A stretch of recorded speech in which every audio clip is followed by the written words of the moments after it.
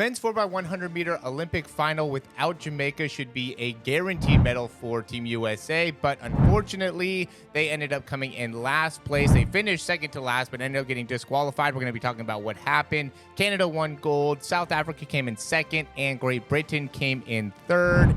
And we'll go ahead and hop right into the video here. So big thing that happened was, and what we expected to happen was that Christian Coleman came out really good. Team USA was stacked. They had Christian Coleman, who was the 2024 indoor champion. They had Kenny Bednarek, who was a silver medalist in the 200. Fred Curley, who was a bronze medalist in the 100. And then Kyrie King, who was a finalist in the 200. So in all intents and purposes, they should have been a top team within the 4x100, but ended up falling short. And we're going to talk about exactly what happened here, which was, as we can see, most of the athletes, most of the teams in here, we'll just flash forward just because I know Great Britain, like if we see Great Britain, when Hinchcliffe here is a little bit behind, or as soon as he's crossing the line, that's then where he goes, right? And that's what I would think, that there would be some type of continuity within when you're getting to that line, or the step right before the line,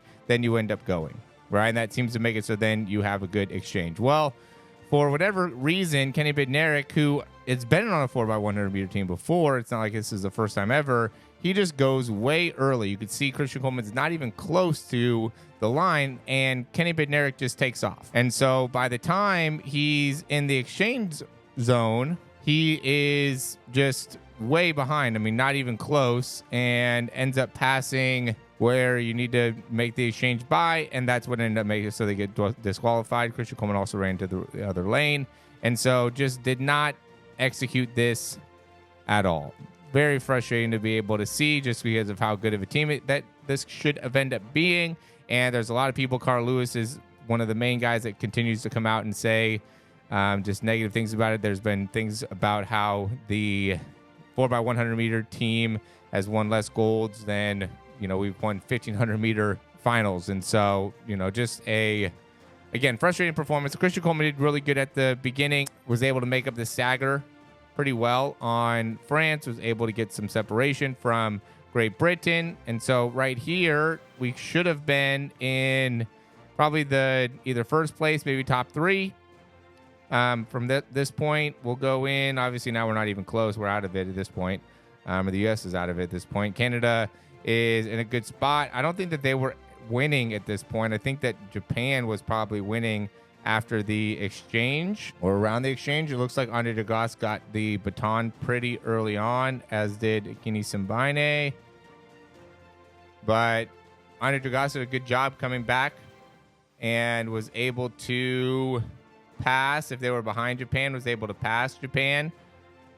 It looks like that's Zonals Hughes there. He ended up having a great lead to be able to come in third. Simbine did a good job to make it so they were able to come in second. Really a great job. Even Fred Curley did a good job to make it so they were able to get somewhat competitive there at the end. But awesome job by Andre de Grasse to be able to get that finish.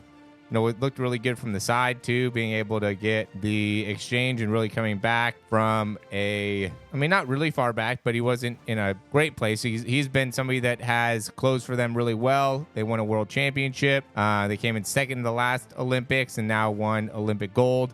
And they just do a better job of executing. That's just the name of the game. When it comes to 400, that's why, or the 4x1, it's really just about execution on it. That's what makes it a very fun race to watch, is just every single step you have to do a good job of doing your part, not trying to do too much. And I don't know if Kenny Bednarek was trying to do too much there, or if he just didn't understand what exactly he was supposed to do or when he was supposed to go. Whatever the case may be, just did not end up being able to do what he was needed to be done in order to make it so we were able to at least get a medal, right? I'm from the U.S., and I'm sure a lot of you guys end up knowing that. And so I'm looking for them to be able to win, obviously, but I want to be as objective as possible and give credit to where credit is due. I mean, Canada did a better job. They executed all the way through.